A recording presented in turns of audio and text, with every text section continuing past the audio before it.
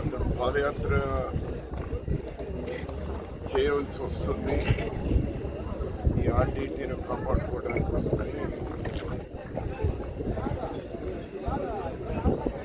ఇంకా ప్రారంభం కాకముందే నాకు మాట్లాడారు.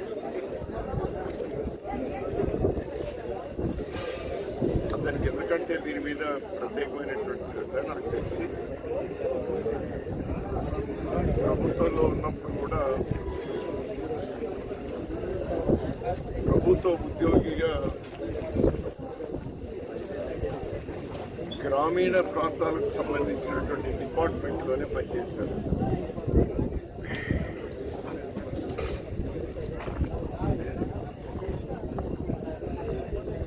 సో అతనికి ఒక మంచి పట్టు ఉంది. అతనికి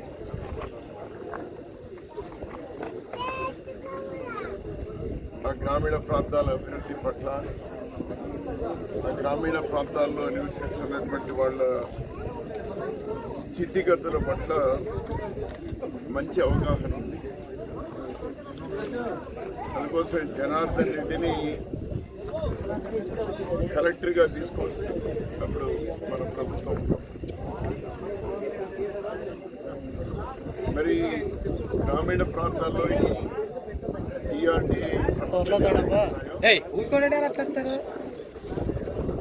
వాటిలో కూడా ఒక మంచి కలెక్టర్ తర్వాత చాలా ముఖ్యమైనటువంటి పోస్ట్ ఎవరు అంటారో జనార్దన్ రెడ్డి గారు నాకు చెప్పారు. ఇట్లా రంగయ్య గారు అక్కడ ఉన్నారు, చాలా నిజాయితీ పరుడు, అతను తెస్తే బాగుంటుంది అంటే వెంటనే అక్కడి నుంచి ఇక్కడ తీసుకుని రావడం జరిగింది.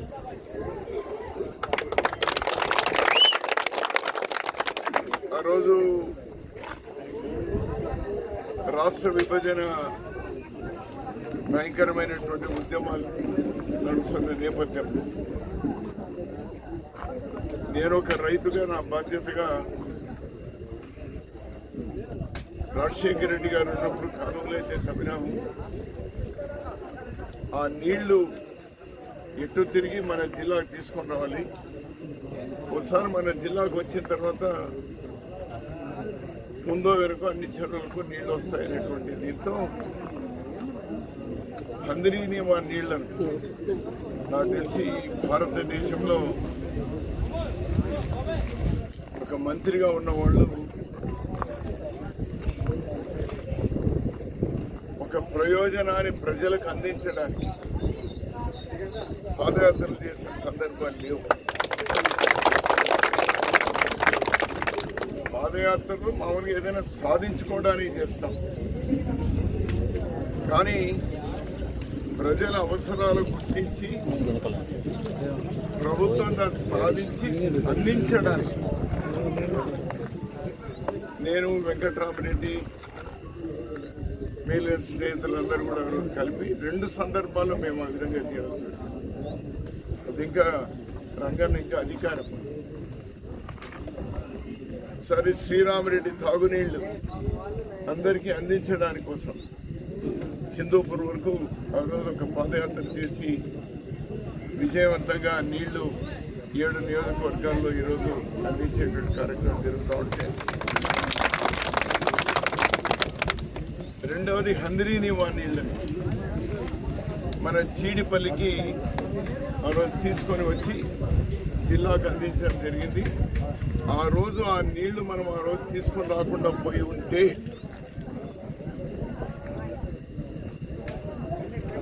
జీవితంలో మనకు ఆ నీళ్ళు వచ్చేవి కాదు. రాష్ట్ర విభజన సరే కొంచెం ముందో ఎరుకో నడుస్తుంది, అన్ని చెరువులకు నీళ్లు వస్తాయని నేను ఆశిస్తా ఉన్నాను. ఎందుకు ఈ విషయం చెప్తున్నానంటే,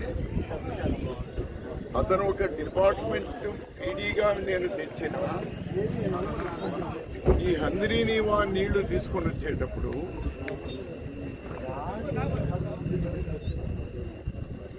వారందరికీ, జిల్లా అధికారులందరికీ, పోలీస్ అధికారులతో పాటు కలెక్టర్తో పాటు అందరికీ నేను బాధ్యతలు అప్పచెప్పిన ఆ రోజు రెవెన్యూ మినిస్టర్గా. ఎక్కడెక్కడైతే ఆ నీళ్లు తీసుకొని రావడానికి ఇబ్బందులు ఉన్నాయి, కాలువలు కావచ్చు, రోడ్లు కావచ్చు, బ్రిడ్జిలు కావచ్చు, లేకపోతే ఎలక్ట్రిసిటీకి సంబంధించి కావచ్చు, రైల్వే సంబంధించి కావచ్చు, ఎలక్ట్రిసిటీ ఏదైనా కానీ వాటన్నిటి కూడా మీరు అక్కడుండి మీ మిగిలిన పనులు మీ ఆఫీసులు మానేయండి, వెళ్ళాల్సిన అవసరం లేదు.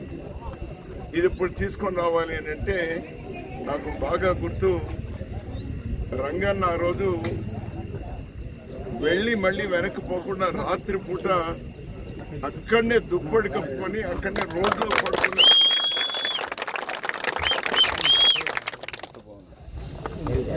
అందుకోసమే అంటే నాకు చాలా గౌరవం.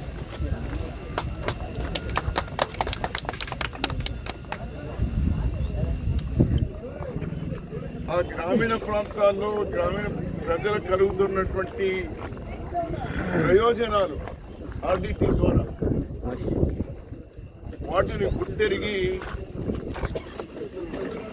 ఇది ఆగిపోతా ఉంది అంటే అందుకోసమే నేను మొత్తం వస్తూనే రంగన్నతో మాట్లాడలేను, నేను మీతోనే మాట్లాడుతున్నాను. ఎందుకంటే లబ్ధి పొందుతున్న వాళ్ళు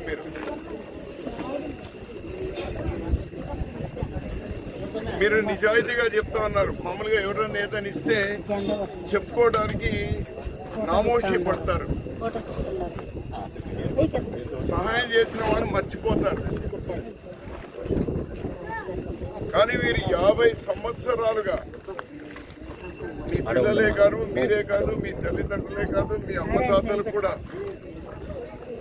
ఏవైతే లబ్ధి పొందుతా ఉన్నారో వాటిని మీరు చెప్పగలుగుతా ఉన్నారంటే ఆర్డిటికి ఎంత నిజాయితీ ఉందో పేదలకు మీకే అంత నిజాయితీ ఉంది అని నేను గర్వపడతా ఉన్నాను.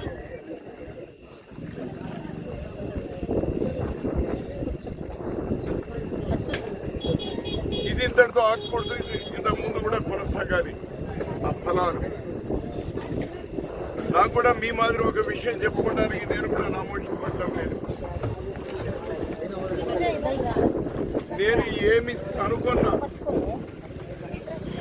నా దృష్టికి ఎవరు మంచి తెచ్చినా, నాకు ఒక ఆలోచన వచ్చిన నా ఆలోచనను కార్యరూపం దాల్చేటువంటి శక్తి మీ కళ్యాణదుర్గం వాళ్ళు ఎమ్మెల్యేగా చేయడం ద్వారా, మంత్రిగా కావడం ద్వారా ఆ రోజు ఉంది. అయినా కొన్ని నిబంధనలు, ఎంత ప్రభుత్వం అయినా కొన్ని నిబంధనలు, కొన్ని ఇబ్బంది కలుగుతాయి. అవి ఏమంటే ఈ భారతదేశంలోనే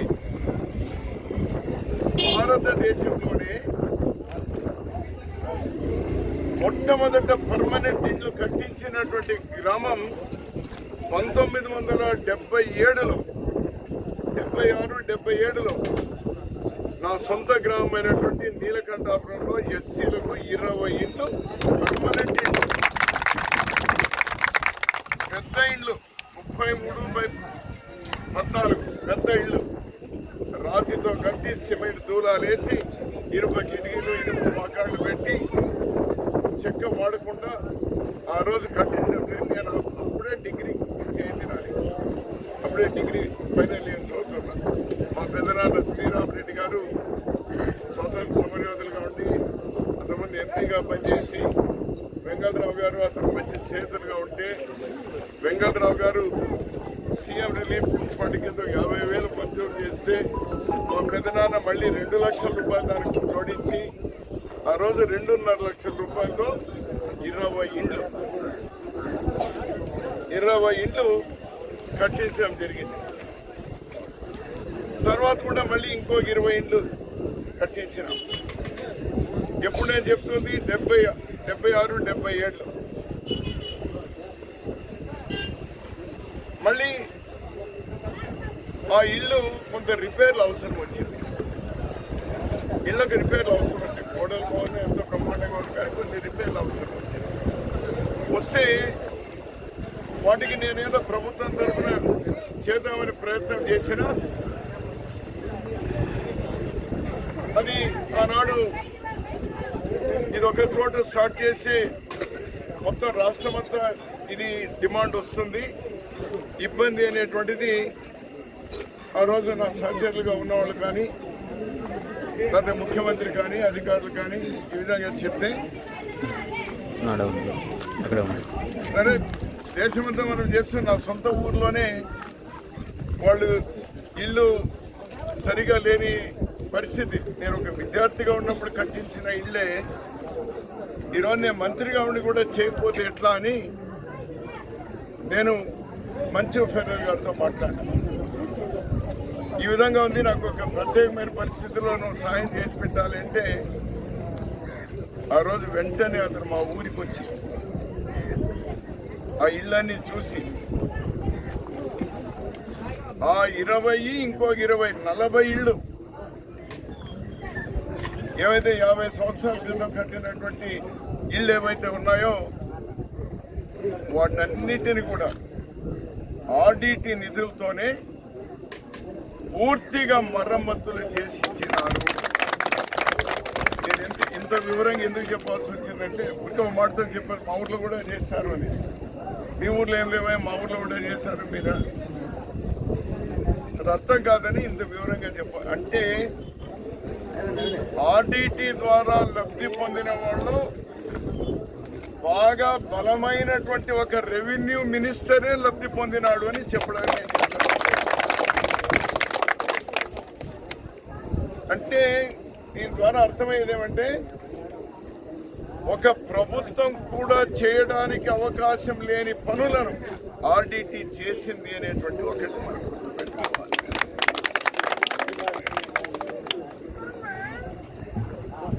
ఫాదర్ ఫెడరర్ గారు చనిపోయినప్పుడు ప్రభుత్వ లాంఛనాలతో అతని అంత్యక్రియలు చేయడానికి ప్రభుత్వం తరఫున నేను ఆ రోజు 4 మాటలు మాట్లాడాల్సి వచ్చింది. మాట్లాడే సందర్భం కాకపోయినా అమ్మ అన్నే ఫెడరర్ గారు అంటే ఫెడరర్ గారి భార్య మరియు మన మంచు ఫెడరర్ గారు ఆనాడు కలెక్టర్ వాళ్ళందరూ కూడా ఈరోజు ఫాదర్ ఫెడరర్ గారు చనిపోయినారంటే కంట తడపెట్టనటువంటి ఏ ఒక్కరు కూడా లేరు ఆ రోజు అనంతపురం జిల్లాలో. ప్రత్యేకించి బస్సులు పెట్టలేదు, కార్లు పెట్టలేదు, ఏమీ పెట్టలేదు, ఎవరు మొబిలైజ్ చేయలేదు. దాదాపు 1,00,000 మంది వచ్చినారు ఆ రోజు అంత్యక్రియలకు. ఆ రోజు నేనున్నప్పుడు మళ్ళీ సాయంకాలం వరకు చాలా మంది వచ్చిపోయినారు.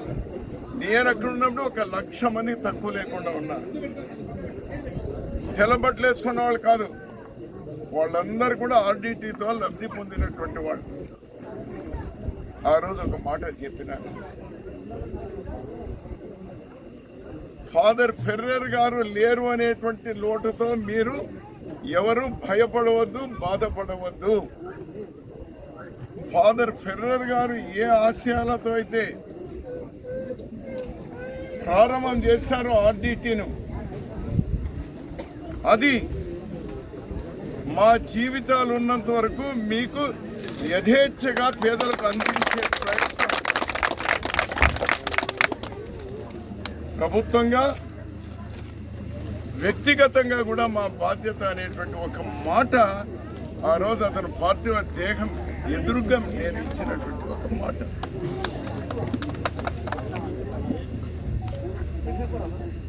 ఈరోజు సుధాకర్ చెప్పినట్టు ఏదో ఒక వ్యక్తి కొన్ని వ్యక్తులు ప్రభుత్వాల బాధ్యత కాదు. ఈరోజు మనందరి బాధ్యత దీన్ని కాపాడుకోవడం, మనందరి బాధ్యత. నాకు సంపూర్ణమైనటువంటి నమ్మకం ఉంది, సంపూర్ణమైనటువంటి విశ్వాసం ఉంది. ఆర్డిటి అర్థాంతరంగా ఆగే సమస్య లేదు, ఉత్పన్నం కాదు అని చూస్తూ ఉండదు. ఎవరి ప్రయత్నం వాళ్ళు చేస్తూ ఉండాలి. ప్రభుత్వాలు వాళ్ళ ప్రయత్నం వాళ్ళు చేయని. గతంలో ప్రాతినిధ్యం వహించినాడు కాబట్టి అతని బాధ్యత ఉంది కాబట్టి రంగన్న ఈరోజు చేస్తారు. ఏ రాజకీయ పార్టీకి ఈరోజు రెండో ఆలోచన దీనిలో ఉండదు, ఉండవలసిన అవసరం లేదు. ఇది రాజకీయం కూడా కావద్దు. ఆర్డిటిని కాపాడుకోవాలనేటువంటి అంశం రాజకీయమైనటువంటి వివాదాల్లోకి దయచేసి ఎవరూ లాగవద్దు, ఎవరూ అటువంటి పరిస్థితి పోయవద్దు. మనందరి బాధ్యత. మంచు ఫెడరల్ గారితో నేను మాట్లాడినా, 2-3 సార్లు మాట్లాడినా ఏం పరిస్థితి అనేది. అతను నాకంతా ఒక నోట్ పంపినారు. నేను కూడా ప్రధానమంత్రి నుంచి మన జిల్లాలో ఉండే మంత్రుల వరకు అందరికి కూడా, ముఖ్యమంత్రి, ఉప ముఖ్యమంత్రి అందరూ కూడా మేలు పెట్టా. చాలా మందితో మాట్లాడినారు కూడా, ఫోన్లో మాట్లాడినారు కూడా. మాట్లాడిన ప్రతి ఒక్కరూ విశ్వాసాన్ని వ్యక్తం చేసినారు. ఇది కాపాడుకోవడానికి మేము ప్రయత్నం చేస్తాం, కాపాడుకుంటామని విశ్వాసాన్ని కూడా వ్యక్తం చేస్తూ ఉన్నారు. సంతోషం. ప్రభుత్వంలో అందరూ భాగస్వాములుగా ఉన్నారు కాబట్టి ఢిల్లీ ప్రభుత్వంలో కూడా ఇక్కడ ఉన్నటువంటి ప్రభుత్వంలో ఉన్నటువంటి భాగస్వాములు కూడా అక్కడ ఉన్నారు కాబట్టి వాళ్ళకు కూడా నేను చెప్పడం జరిగింది. ఇది కాపాడుకోవడంలో మీరు ప్రత్యేకమైనటువంటి చొరవ తీసుకోవాలని చెప్పడం జరిగింది.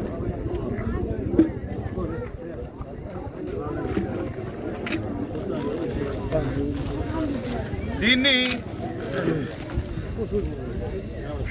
నాకు ఇందాక మీరు చెప్పినారు, ఈ ఆసుపత్రుల గురించి ఎక్కువగా చెప్పినారు. మీరు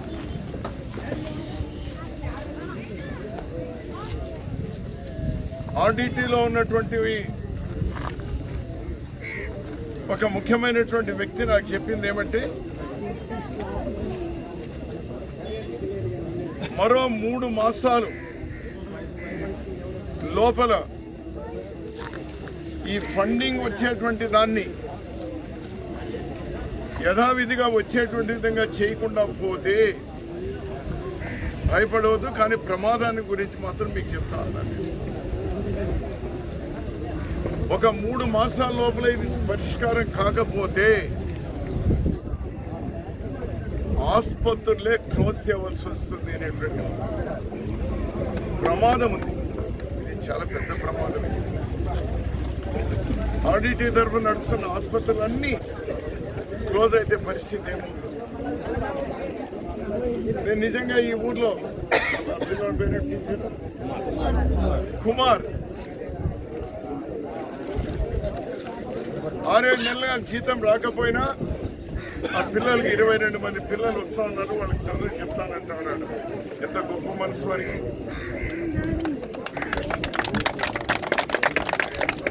అంతకు మించి నేను కుమార్ అభినందించేది ఏమంటే, నేను చేస్తుంది ఆర్డిటీలో ఈరోజు జీతం రావడం లేదు అనేది కాదు, నేను పని చేస్తుంటే వచ్చి తీరుతుంది అనేటువంటి ఒక నమ్మకాన్ని చెప్పాను. ఎంత నమ్మకం ఉండాలి ఆర్డిటీ మీద, ఎంత విశ్వాసం ఉండాలి.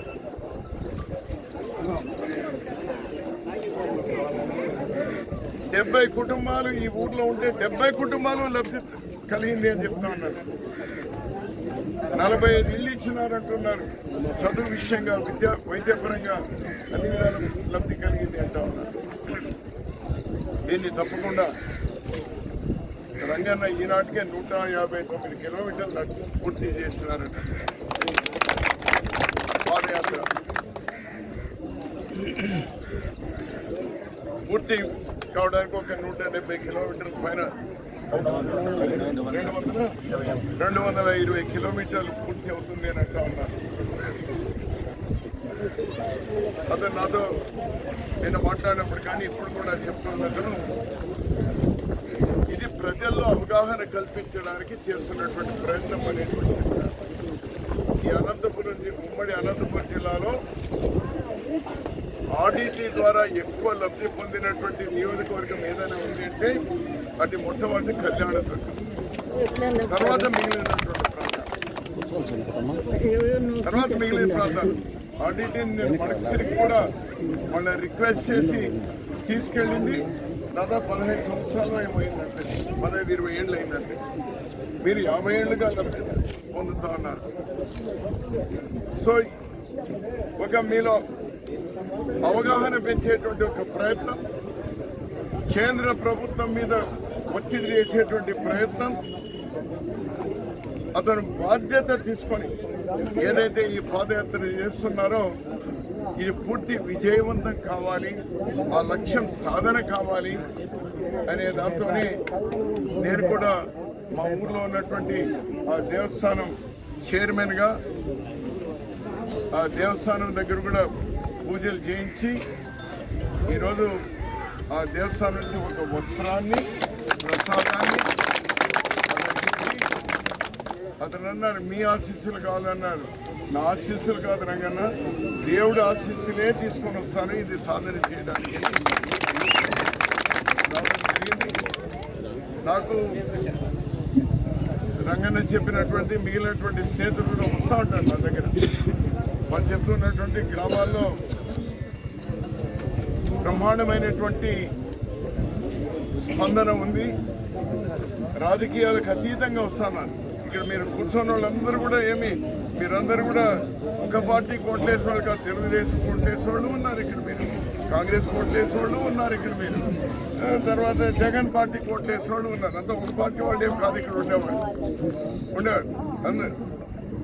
ఓటు అనేటువంటిది వాళ్ళ హక్కు. ఒక ఎలక్షన్లో నాగేయచ్చు, ఒక ఎలక్షన్లో ఇద్దరు చేయొచ్చు, ఇంకొక ఎలక్షన్ ఇంకొకరికి వేయచ్చు. కానీ మీరందరూ వచ్చినారంటే, ఎందుకంటే నేను 10 ఏళ్ళుగా మీకు దూరంగా ఉన్నా మీ మొహాలు చూస్తే నాకు అర్థమవుతాం మీరు ఎవరెవరు కోట్లు వేసింటారు. అలా తప్పు లేదు. నన్ను గెలిపించినప్పుడు మాత్రం మీరు చాలా మంచి వాళ్ళని, నన్ను ఓడించినప్పుడు మీరు మంచి వాళ్ళు కాదని, లేకపోతే రంగన్ని ఓడించినప్పుడు ఇది కాదని, లేకపోతే ఇప్పుడు సురేంద్ర గెలిపించాక మంచి వాళ్ళు, ఇట్లా కాదు. ప్రజలకు ఉన్నటువంటి హక్కు. అప్పుడు మేము చిన్నప్పుడు ఉన్నప్పుడు ఊర్లో ఎవరికో ఒక రెడ్డికో కారణకో చెప్తే వాళ్ళు చెప్పినట్టు జరిగేది. ఊరికి ఒకరో ఇద్దరు ఉండేవాళ్ళు లీడర్లు, గుంపులకు లీడర్ ఉండేవాళ్ళు, తర్వాత కులాలకు లీడర్ ఉండేవాళ్ళు. ఇప్పుడు ఇంట్లో 4 ఉంటే 4 పార్టీలు ఉంటాయి. తప్పు లేదు. ప్రజాస్వామ్యం అంటేనే దాన్ని ఎవరైనా తప్పది ఏదప్ప ఈ ఇంట్లోనే ఇట్లున్నారు అని ఎవరైనా అనుకుంటే తప్పు భావన కాదు. ప్రజాస్వామ్యంలో వ్యక్తి తన ఇష్టం వచ్చినట్టు ఓటు వేసుకునేటువంటి పరిస్థితి అంబేద్కర్ గారు కల్పించిన మహానుభావుడు. అదే మన శక్తి, అదే. ఈరోజు మీకోసం భయపడుతున్నారు, అదే మీకోసం ఏదైనా కొంచెం అనుకోగా ఉన్నారంటే ఎందుకోసం ఆ రోజు 5 ఏళ్ళకి వస్తుందే దానికోసం గుర్తుపెట్టుకుంటారు. ఎవరైనా నాకు ఎవరు మా అతీతం కాదు. అది చాలా బలమైంది. అందుకోసం ఈరోజు ఇదేదో రంగన్న ఒక పార్టీ వాడు అయి ఉండవచ్చు, తప్పేం లేదు. నేను ఒక పార్టీ వాడు అయి ఉండొచ్చు, తప్పు లేదు. కానీ దీనిలో నేను ఈ ఊర్లో చూస్తున్నటువంటి మిగిలిన ఊర్లో నాకు తెలుసు. కానీ బట్ నాకు వచ్చినటువంటి ఫీడ్బ్యాక్ అందరూ వస్తున్నారు, లబ్ధి పొందిన వాళ్ళందరూ కూడా వస్తూ ఉన్నారు అనేటువంటి అంటాను. ఇది నేను ప్రత్యక్షంగా ఇక్కడ చూస్తూ ఉన్నాను. ఇది విజయం అవుతుంది. రంగన్న ఒక బాగా అతనేమి ఈరోజు రేపు ఏమి ఎలక్షన్ లేవు, కాళ్ళకి పప్పులు అయిపోయి నాకు తెలుసు కదా నేను ఎన్ని పాదయాత్రలు చేశానండి. ఈ మిగిలినాయే వీటికంటే ఇంకా ఎక్కువ పాదయాత్రలు చేశాను నేను. అది చిన్నది కాదు, పెద్దది కావచ్చు, ఏమైనా కాదు. కొన్ని సాధించడానికి చేశాము, కొన్ని సాధించి ప్రజలకు బాధ్యతగా అప్పచెప్పడానికి చేసినాం. 2 ఏదో ఒకదానిలో ఉన్నప్పుడే కాదు ఇవి చేశాం. కానీ పాదయాత్రకు ఉన్నటువంటి గొప్పతనం ఈనాటి కాదు, మహాత్మా గాంధీ దండి యాత్ర ప్రారంభం చేసినప్పటి సత్యాగ్రహం అప్పటి నుంచి దీనికి ఒక పవిత్రత ఉంది. సో పాదయాత్ర చేసినప్పుడు ఏది కూడా దానివల్ల నష్టం ఉండదు, లాభమే ఉంటుంది, ప్రజలకు మంచిగా జరుగుతుంది. సో నేను కూడా ఆ రోజు ఫెర్రర్ గారు అంతిమ సంస్కారాలు జరిగినప్పుడు చెప్పినటువంటి మాట గుర్తుంది. తప్పకుండా అంటే ఇది రాజకీయం చేయడం మంచిది కాదు అనేటువంటి, ఎందుకంటే కాంగ్రెస్ నుంచి ఏదైనా ఒక మాట గట్టిగా మాట్లాడితే ఢిల్లీలో దానికి ఎట్లా వ్యతిరేకం చేయాలని ఆలోచన ఉంటుంది కాబట్టి ఎక్కువ తీసుకోవడం లేదు. అయినా త్వరలోనే నేను కూడా ఢిల్లీకి వెళ్తాను. ఢిల్లీకి వెళ్ళి అక్కడ నేను కూడా నేరుగా అక్కడ హోమ్ మినిస్టర్ను ప్రధానమంత్రిని కలిసే ప్రయత్నం చేస్తాను, మా పెద్దలతో కూడా కలిపి. చివరి ప్రయత్నంగా చేద్దామని నేను కూడా పోస్ట్పోన్, ఎందుకంటే అట్లా ఉంది అదేదో అగ్గికి పెట్రోల్కు ఉన్నట్లుంది బీజేపీకు కాంగ్రెస్కు. వీళ్ళంతా అట్లా ఇట్లా ఉంటారు. ఎలాంటి ప్రాంతీయ పార్టీలు వాళ్ళకి తప్పదు. ప్రాంతీయ పార్టీలు వాళ్ళతో క్లోజ్గా అనుసరించుకోకపోతే వాళ్ళ ఇబ్బందులు వాళ్ళకున్నాయి. 3 పార్టీలు ఉన్నాయి. 3 పార్టీలకి నేను రాజకీయంగా మాట్లాడడం లేదు. ఎందుకంటే మేము చేసే ప్రయత్నం జరిగితే మంచి జరగాలి కానీ నష్టం జరగకూడదు అనేది మాత్రమే నేను నమ్మేటువంటి మా వల్ల నష్టం జరగదు. అందులో చివరి ప్రయత్నంగా మేము చేస్తాం. నేను ఒక్క భరోసా ఇస్తా ఉన్నాను తెలియదు, మీకు ధైర్యంగా ఉండండి. కానీ మీరు మౌనంగా ఉండి ఊరికే ఉంటే ఎవరో చేస్తారు, రంగా ఏదో పాదయాత్ర చేసుకుంటాడే, అదే ఎమ్మెల్యే పోయి ఏదో ఢిల్లీ పోయి కలిసి వస్తాడే, ఇంకొక ఎంపీ కలిసి వస్తాడు, ఇట్లా ఉండదు. ఈ భావన ఉండదు. మేమున్నాం, ఇది కాపాడుకోవడానికి మేమున్నాం. రంగన్న నువ్వు పాదయాత్ర చేస్తున్నాం, ఇది సాధించేంత వరకు మేము ఉంటాము అనేటువంటి ఉండండి. ఇది సాధిస్తాం. సాధించేది కాదు, నిలుపుకుంటాం. సాధించేది కాదు, నిలుపుకుంటాం. ఆ నమ్మకం నాకుంది. మీతో పాటు నేను కూడా ఒక వ్యక్తిగా ఈరోజు రాజకీయంగా రాలేదు. దయచేసి ఎవరు ఎక్కడ కూడా ఎవరు ఏ పార్టీలో కూడా ఇది రాజకీయాలకు సంబంధం లేకుండా కేవలం ఈ ఊర్లో చూసి 4 రైతులు కంటతడి పెడతా ఉన్నారు. 4 రైతులు కంటతడి, ఆ కంటతడి ఏమైనా అర్థం చేసుకున్నటువంటి వాళ్ళుగా రంగన్న ఒక పవిత్రమైనటువంటి ఆశయంతో చేస్తున్నటువంటి ప్రయత్నానికి మేము కూడా తోడు ఉండాలి అనేటువంటి దాంతోనే ఇక్కడ రావడం జరిగింది. దీన్ని ఎవరు ఎక్కడ కూడా రాజకీయంగా చూడవలసినటువంటి అవసరం లేదు. ఇది కేవలం ఆర్డీటీను మళ్ళీ పునరుద్ధరించుకోవడం ఒక్కటే మన లక్ష్యం. కాపాడుకుందాం.